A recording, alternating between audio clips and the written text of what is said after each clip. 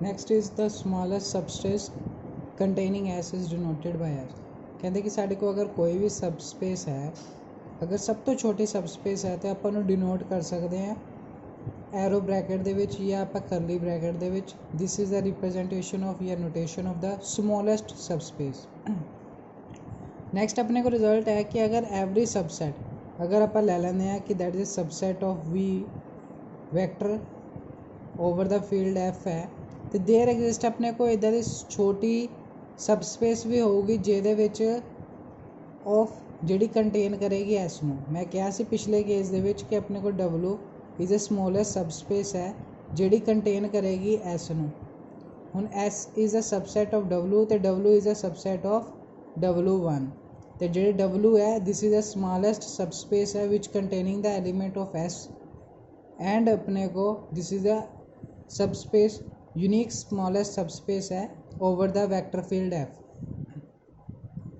उन्होंने क्या है कि एग्जाम्पल है, फर्स्ट एग्जाम्पल है, वेरी इंपॉर्टेंट एग्जाम्पल है टू शो दैट कि linear span of S is equal two is a smallest subspace है वेयर एस इज अपने को subset of vector field F.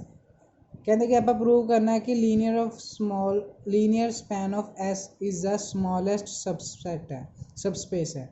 चलो जी आप प्रूव करते हैं वन बाय वन। देखिए कहते डब्लू अपने को सबस्पेस है, this is a given part, it means कि वो सबसेट है S is a subset of W. ਹੁਣ S is a subset of W है तो मैं एक कोई भी एलीमेंट ले लेंदा कि ਇਹਦੇ ਵਿੱਚ ਲਊਂਗਾ ਲੀਨੀਅਰ ਸਪੈਨ ਦੇ ਵਿੱਚੋਂ। ਲੀਨੀਅਰ ਸਪੈਨ ਦੇ ਵਿੱਚੋਂ ਅਗਰ ਮੈਂ ਕੋਈ ਐਲੀਮੈਂਟ ਲੈ ਲੂੰਗਾ they are represented at a summation of I1 ਤੋਂ ਲੈ ਕੇ n ਅਲਫਾ I VI ਜਿਹੜਾ ਆਪਾਂ ਪਿਛਲੇ ਲੈਕਚਰ ਦੇ ਵਿੱਚ ਕੀਤਾ ਸੀ कि अगर कोई भी एलिमेंट अपने को लीनियर स्पैन का लवेंगे वो होएगा that is a summation of alpha one alpha I तो लैके अल्फा आई VI I1 तो लैके n तक ਜਿਹਦੇ ਵਿੱਚ ਆਪਣੇ ਕੋ ਹਰ ਇੱਕ ਐਲੀਮੈਂਟ ਆ ਜਾਂਦਾ ਸੀਗਾ ਵੈਕਟਰ ਦਾ ਉਹਦੇ ਹਰ ਇੱਕ ਫੀਲਡ ਐਲੀਮੈਂਟ ਦੇ ਨਾਲ ਸਕੇਲਰ ਮਲਟੀਪਲੀਕੇਸ਼ਨ ਪਲੱਸ ਐਡੀਸ਼ਨ ਹੁੰਦੀ ਸੀਗੀ ਤੇ i ਦੀ ਵੈਲਿਊ 1 ਤੋਂ n ਦੇ ਵਿੱਚ ਹੈ ਤੇ ਹਰ ਇੱਕ ਐਲੀਮੈਂਟ ਆ VI ਉਹ S ਸੈੱਟ ਦਾ ਹੈ। तो गिवन अपने को कि दिता कि एस अपने को सबसैट है W का। अगर ऐसे सबसैट है W का तो ऐसे तो जिन्ने भी एलीमेंट हो गए वो सारे W दे विच हो गए तो अपने को ऐसे तो जिन्ने भी एलीमेंट ने जिन्ने भी VI एलीमेंट वो सारे अपने को W दे विच भी होएगे। इट मीनस कि V1 तो लैके VM तक सारे एलीमेंट W नू भी बिलोंग करोगे। अगर W नू बिलोंग करोगे तो लीनियर स्पैन अगर मैं कर दूंगा यदि A1 V1 plus A2 V2 अगर कुछ भी मल्टीप्लाई करके 1 2 मल्टीप्लाई करके भी ऐड करूँगा तामी वो W नहीं बिलोंग करोगे। क्यों? क्योंकि W is a subspace of vector field. अगर W is a subspace of vector field है इट मीनस कि इस चीज़ में लिख सकदा समीशन ऑफ I1 तो लैके n तक m आएगा जी। इत्थे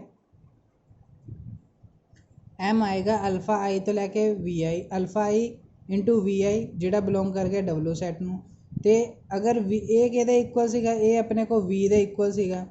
हुण V दे इक्वल हो गया तो V बिलोंग कर गया W नू तो V उपर S linear span of S नू बिलोंग कर रहा है तो V इधर अपने को W नू बिलोंग कर रहा है। इट मीनस कि जिन्ने भी एलीमेंट है लीनियर स्पैन दे वो सारे अपने को हो गए W they which. It means कि सबसैट हो गया। अगर सबसैट हो गया it is a smallest subspace होगी तो स्मॉलेस्ट सबस्पेस नू आपां लिख सकते हैं करली ब्रैकेट दे विच या एरो ब्रैकेट दे विच तो साढ़े को इत्थे एग्जाम्पल क्लीयर हो जाती।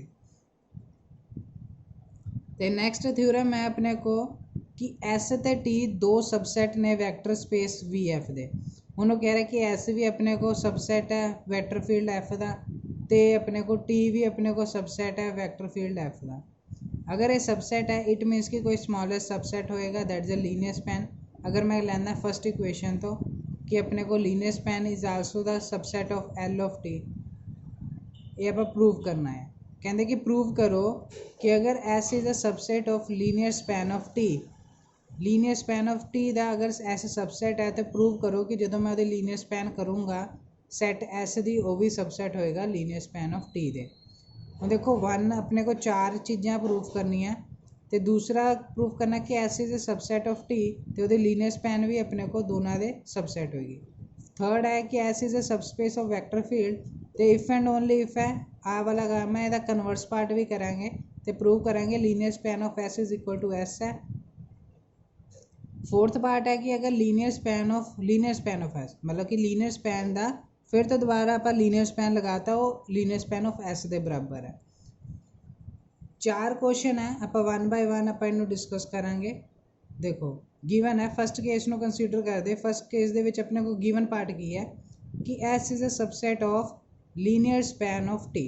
S is a subset of linear span of T। It means कि जिन्ने भी एलीमेंट S ਦੇ ਨੇ ਉਹ ਸਾਰੇ एलीमेंट अपने को लीनियर स्पैन ऑफ T ਦੇ ਵਿੱਚ है। अगर मैं ਲੈ ਲੈਂਦਾ कि V एलीमेंट है जो S ਨੂੰ ਬਿਲੋਂਗ ਕਰ ਰਿਹਾ, V एलीमेंट है ਜਿਹੜਾ S ਨੂੰ ਬਿਲੋਂਗ ਕਰ ਰਿਹਾ, ਤੇ V एलीमेंट ਹੁਣ अगर S is a subset of linear span of T तो मतलब कि V एलीमेंट किन्नू बिलोंग कर गया, लीनियर स्पैन ऑफ T ਨੂੰ भी बिलोंग कर गया।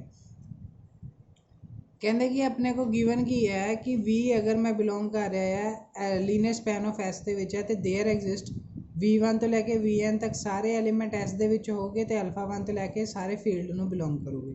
तो V किद्दां दा होएगा element summation of alpha I Vi, क्यों? क्योंकि वो लीनियर स्पैन ਨੂੰ बिलोंग कर रहा है। ਹੁਣ ਲੀਨੀਅਰ स्पैन ਦੇ ਵਿੱਚ ਤਾਂ ਆਪਣੇ को वही हैगा scalar multiplication of vector field, vector and scalar field ਦੇ एलीमेंट हो गए। ਹੁਣ देखो कि अपने को Vi है वो S ਨੂੰ बिलोंग कर रहा है, ਜਿਹੜਾ मैं ਇੱਥੇ ਗਿਆ Vi अब Vi है S ਨੂੰ बिलोंग कर रहा है ਤੇ ਆਹੀ Vi S ਜਿਹੜਾ ਹੈ ਉਹ subset of linear span of T है। ਤੇ ਇਹਦਾ मतलब कि ਜਿਹੜਾ Vi एलीमेंट है वो लीनियर स्पैन ऑफ T ਨੂੰ भी बिलोंग कर रहा है। ਇੱਥੇ ਵੀ ਉਹਨਾਂ ਨੇ ਕਿਹਾ कि Vi एलीमेंट है ਉਹ ਲੀਨੀਅਰ स्पैन ऑफ T ਨੂੰ बिलोंग कर रहा है। ਤੇ ਇਹਦਾ मतलब कि ਸਮੀਸ਼ਨ ऑफ अल्फा I Vi ਉਹ ਵੀ ਲੀਨੀਅਰ स्पैन ऑफ T ਨੂੰ बिलोंग कर रही है। इट मीनस कि V किन्नू बिलोंग कर गया, V किन्नू बिलोंग कर गया कैपिटल जो स्मॉल ऑफ V है वो बिलोंग कर गया linear span of T। But अपने को की है कि V किन्नू बिलोंग करता है लीनियर स्पैन ऑफ S ਨੂੰ, तो अपने को की हो जाएगा from the above relation V L S ਨੂੰ भी लीनियर स्पैन ऑफ S ਨੂੰ भी बिलोंग करता सी, V अपने को लीनियर स्पैन ऑफ T ਨੂੰ भी बिलोंग करता है। इट मीनस कि the linear span of S is a subset of linear span of T। साढ़े को फर्स्ट रिजल्ट प्रूव हो जाता। ठीक है जी। सैकेंड अपने को है कि अपने को S is a subset of T, तो प्रूव करो। प्रूफ की करना है कि linear span of S is also subset of linear span of T। कोई औखा नहीं है, आप 1 बाय 1 करांगे। हुण देखो गिवन पार्ट की है, दिस इज़ अ गिवन। कहते कि S is a subset of T। S is a subset of T। मैं कोई भी एलीमेंट लै लिया V मान लो, अगर लीनियर स्पैन ऑफ S ਦੇ ਵਿੱਚੋਂ ਲਿਆ तो लीनियर स्पैन ऑफ S ਦੇ ਵਿੱਚ एलीमेंट किद्दां ਦੇ ਹੁੰਦੇ ਆ, V is equal to summation of I1 तो लैके N अल्फा I Vi। ਹੁਣ Vi जिन्ने भी एलीमेंट ਉਹ ਸਾਰੇ S ਤੋਂ ਬਿਲੋਂਗ ਕਰੂਗੇ ਤੇ अल्फा I जिन्ने भी एलीमेंट है ਉਹ फील्ड ਦੇ ਵਿੱਚੋਂ ਬਿਲੋਂਗ ਕਰੂਗਾ। ਹੁਣ ਆ ਧਿਆਨ ਰੱਖੋ ਕਿ ਆ ਜਿੰਨੇ ਵੀ Vi एलीमेंट है ਜਿਹੜੇ Vi है ਆ वाली चीज़ वो सारे S ਦੇ ਵਿੱਚੋਂ है। ਹੁਣ देखो उन्होंने भी लिखा है कि अल्फा I Vi है जिन्ने भी एलीमेंट S ਦੇ ਵਿੱਚੋਂ ਤੇ अल्फा I जिन्ने भी एलीमेंट है फील्ड ਦੇ ਵਿੱਚੋਂ है। तो V की रिप्रजेंटेशन दे दी हुई है समीशन ऑफ I1 तो लैके N तक अल्फा I Vi तो I1 तो लैके N ਦੇ ਵਿੱਚ। ਹੁਣ अपने को V है ਜਿਹੜਾ एलीमेंट है वो लीनियर स्पैन S ਨੂੰ बिलोंग करेगा तो V अपने को summation of alpha I Vi है। क्यों? ਹੁਣ देखो